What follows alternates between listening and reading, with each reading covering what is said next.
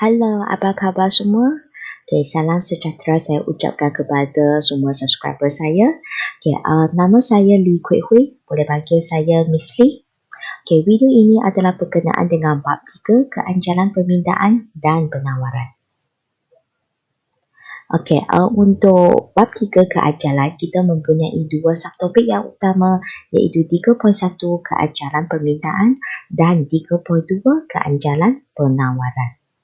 Okay, untuk keanjalan permintaan, kita ada 3 subtopik kecil lagi, iaitu berkaitan dengan keanjalan permintaan harga, keanjalan permintaan silang dan keanjalan permintaan pendapatan. Okay, untuk maklumat anda, video ini adalah fokus tentang 3.1.2 iaitu keanjalan permintaan silang. Okey, jadi sekarang kita cuba tengok keanjalan permintaan silang. Jadi simbol yang kita guna sini adalah EXY. Okey, sebab silang ini dia menunjukkan hubungan antara dua jenis barang. Jadi dekat sini dia boleh jadi XY ke MN, AB. Tengoklah situasi tersebut, soalan yang diberikan merujuk kepada barang apa. Okey, jadi keanjalan masih sama, elasticity ataupun elastic. Jadi dekat sini kita masih pakai E. Okey. Okay, jadi untuk keanjalan permintaan silang ini ada beberapa bahagian yang kita kena fokuskan, iaitu berkenaan dengan definisi, rumus. Okey, bagi rumus ini, kita hanya fokus tentang kaedah lengkap biasa sahaja. Okey, diikuti dengan hubungan barang, di mana kita akan kaji barang pengganti, barang penggenap serta barang tiada kaitan, iaitu neutral. Okey, jadi sekarang kita akan fokus tentang definisi dulu. Okey, definisi bagi keanjalan permintaan silang, dia adalah ukuran darjah tindak balas, perubahan kuantiti diminta, okey, bagi sesuatu barang, katakan barang tersebut adalah barang X, okey, akibat perubahan harga barang lain. Jadi disebabkan harga barang lain, okey, jadi saya akan tulislah barang Y dekat sini. Itulah sebab dia jadi EXY, okey.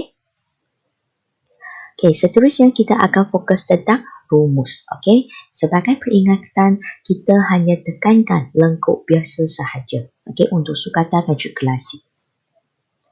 Okey, kaedah lengkap biasa. Okey, jadi seperti biasa kita ada dua rumus. Untuk rumus yang utama itu, EXY sama dengan peratus perubahan kuantiti diminta X. Okey, yang ini X jadi X. Bahagi dengan peratus perubahan harga. Okey, tapi kali ini kena spesifiklah harga itu merujuk kepada harga Y. Okey, saya ulang. Peratus perubahan QDX, pastikan ada X. Dan bahagi dengan peratus perubahan harga Y, pastikan anda ada tulis Y. Barulah merujuk kepada rumus bagi keanjalan permintaan silang. Sebab ada dua barang yang berlainan. Okey, sambung rumus yang kedua. Perubahan QDX, kuantiti diminta bagi barang X bagi perubahan harga bagi barang Y, darab dengan harga Y yang asal bahagi dengan kuantiti bagi barang X yang asal. Okey, sebab bagi lengkap biasa yang belakang ini semua kita letak yang asal punya saja. Dan sebagai peringatan, okey, Miss memang sentiasa susunlah, okey, perubahan Q bagi perubahan P. Cuma kali ini kita spesifik perubahan QX, perubahan PY. Yang ini masih sebagai keturunan dia, okey? So, jadi itulah untuk rumus bagi keanjalan permintaan silang. Ingat, kena hafal rumus ini, okey? Okey, sekarang kita akan fokus tentang hubungan barang.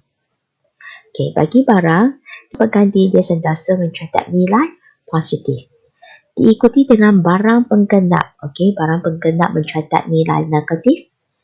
Dan akhirnya barang tiada kaitan ataupun neutral dia adalah sifar, dia kosongnya. Okey, jadi yang seterusnya Miss akan cuba terangkan dengan lebih lanjut. Okey, kenapa barang pengganti penggenap, okey, ataupun barang tiada kaitan ini mencatat nilai positif, negatif dan juga sifar, okey? Okey, cuba tengok antara Milot dengan Wiko.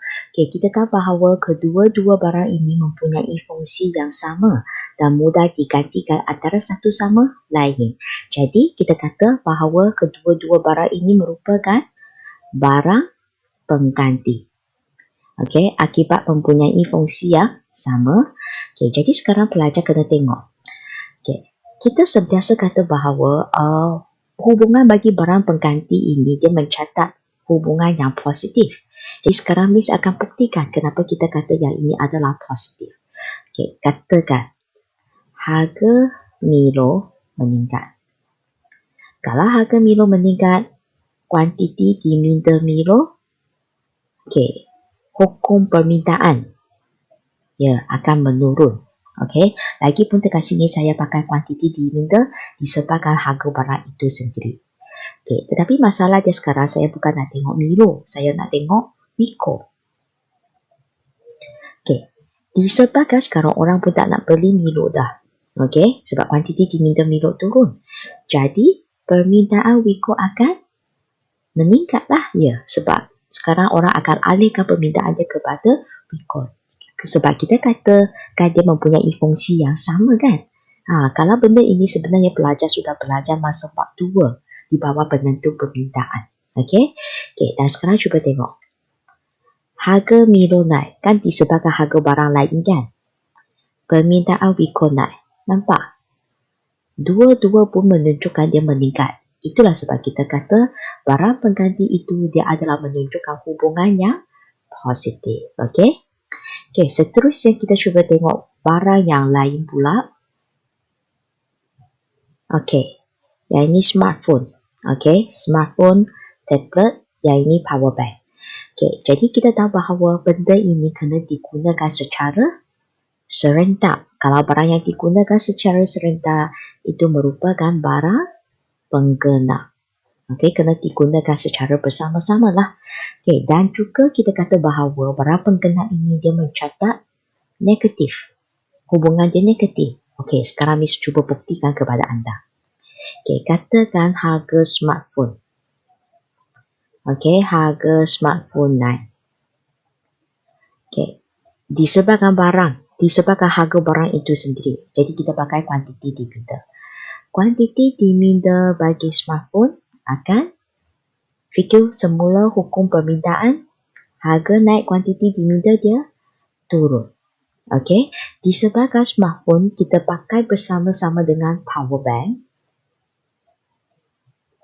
Okey, jadi ini adalah permintaan. Bukan lagi kuantiti diminta sebab bukan harga barang itu sendiri. Malah dia adalah harga barang lain kan. Disebabkan smartphone dengan power bank ini digunakan secara serentak, jadi permintaan power bank juga akan turun. Okey, sekarang cuba tengok yang ini. Okey, kita dapati bahawa harga smartphone naik, permintaan power bank turun. Kan dua barang ini barang penggenap kan?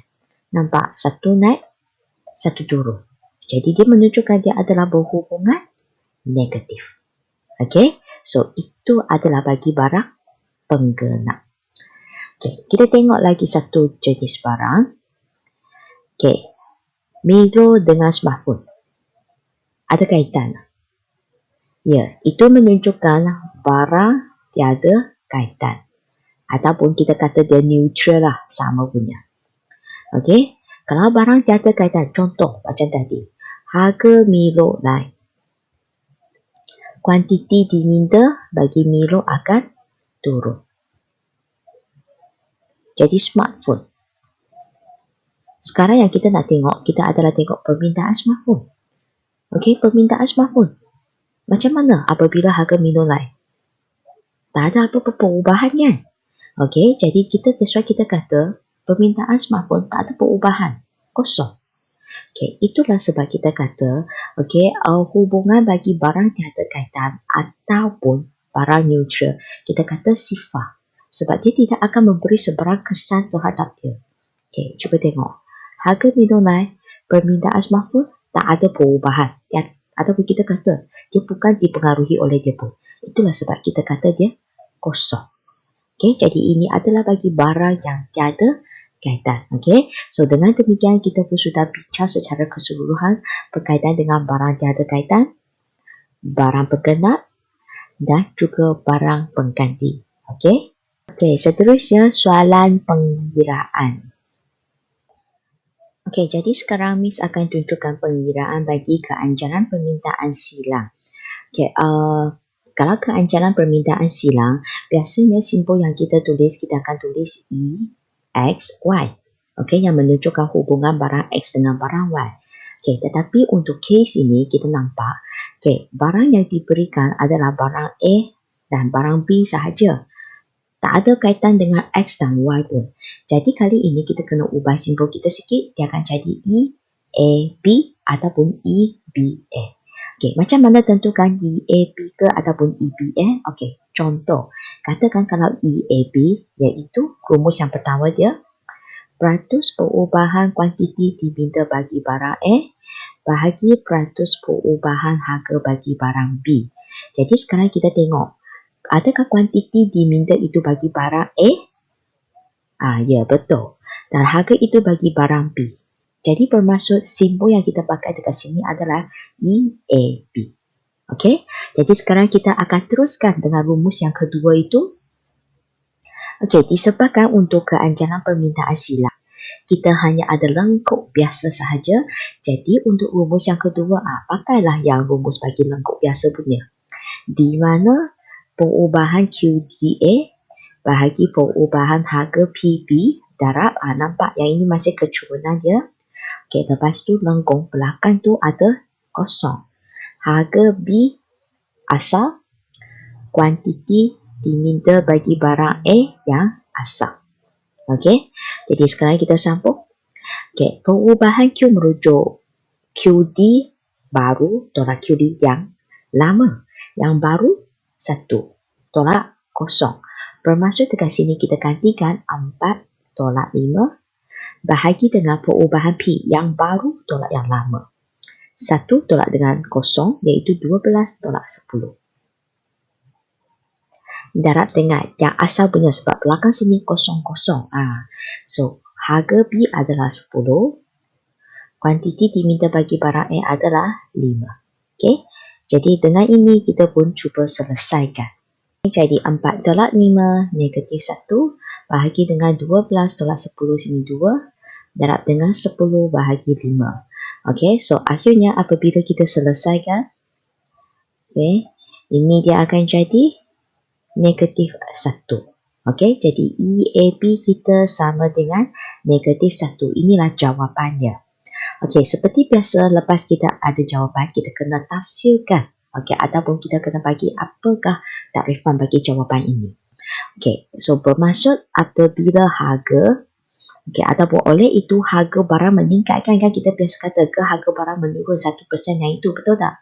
Jadi sekarang harga itu pelajar kena spesifik. Harga bagi barang apa? Harga bagi barang B.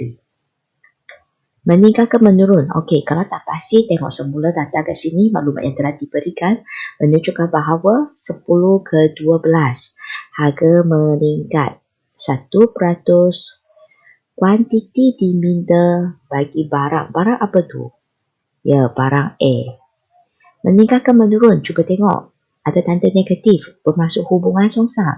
Kuantiti diminta A sepatutnya menurun.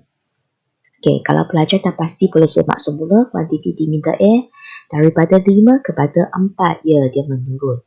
Menurun sebanyak 1%. Jawapan dekat sini tak perlu tulis peratusan. Tetapi masa pelajar tafsirkan jawapan itu, pelajar kena tunjuk peratusan itu. Okey, dan kemudian yang seterusnya yang dia boleh tanya. Mungkin soalan itu tanya, nyatakan ataupun apakah hubungan bagi barang A dan barang B? So pelajar pun jawablah. Okey, kita tengok jawapan dia. Disebabkan ada tanda negatif ini. Nampak? Jadi kalau ada tanda negatif itu merujukkan barang apa tu? Ya, barang penggenap. Jadi pelajar pun bagi tahulah. Okey, barang A dan barang B adalah barang penggenap. Okey. Lepas itu, jangan hanya berhenti macam ini. Bagilah alasan kenapa anda kata demikian. Okey, kerana nilai keanjalan permintaan silang ataupun nilai EAB adalah mencatat negatif. Okey, saya ulang.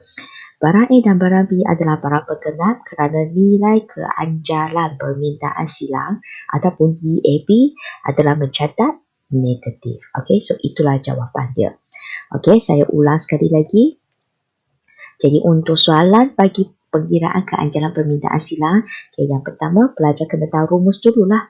Lepas tu tunjukkan sehingga dapat jawapan dia berapa. Okay, kemudian pelajar perlu tahu macam mana nak tafsirkan jawapan dia. Okay, tengok balik maklumat yang telah sediakan dekat sini. Okay, dan akhirnya pelajar kena tentukan hubungan dia. Hubungan apa? Dia barang berkenaan. Macam mana nak tengok? Okay, disebabkan nilai keanjalan dia adalah negatif. Jadi itu adalah merujukkan hubungan bagi barang penggenap. Jadi sekarang kita akan masuk sesi soal jawab. Soalan dia. Apakah definisi keanjalan permintaan silang? Jadi berkenaan dengan definisi dia, kita ada 3 kata kunci. Cuba fikirkan apakah kata kunci dia.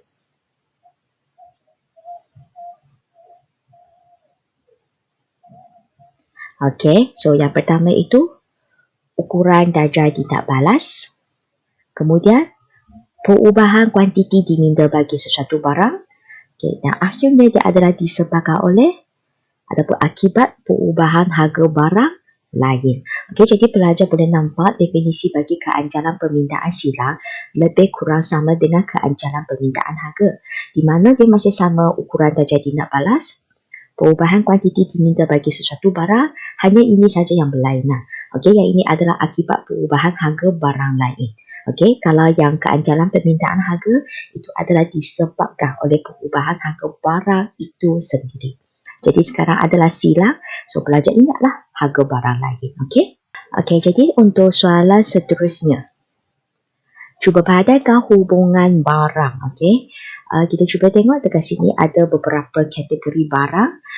Jadi barang yang wujud dekat sini kita ada roti dan kaya jam, kipas dan kalkulator, dan lagi satu kategori barang adalah cappuccino and latte. Sekarang kita cuba tengok sebelah sini. Yang ini adalah merujuk kepada nilai keanjalan dia, di mana kita dapati bahawa dia adalah sifar. Lepas tu dia adalah positif. Dan lagi satu adalah negatif. Jadi pelajar cuba tentukan. Cuba padankan antara satu sama lain. Pelajar kena tentukanlah sama ada itu barang pengganti ke, barang penggenap ke, ataupun barang tiada kaitan. Barulah pelajar boleh padankan dengan dia. Cuba fikirkan jawapan anda.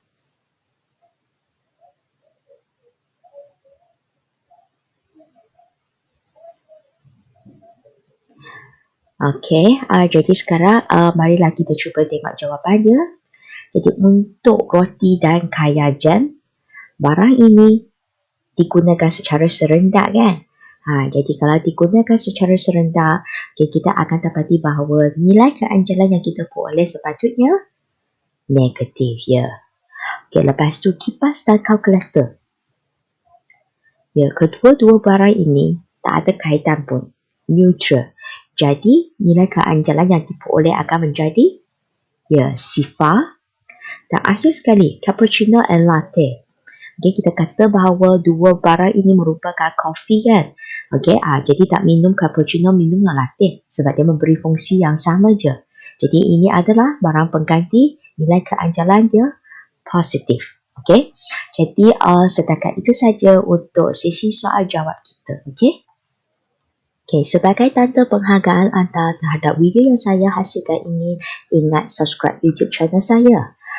Bagi yang sudah subscribe, jangan lupa like video saya, serta sharekan video saya ini kepada rakan-rakan yang lain. Saya Lee Kuek Hui, saya merupakan pensyarah ekonomi dari College Matrikulasi Perak. Saya juga merupakan peserta bagi Akademi YouTuber Guru Malaysia. Sekian, terima kasih. Kita jumpa lagi pada video yang seterusnya. Bye-bye.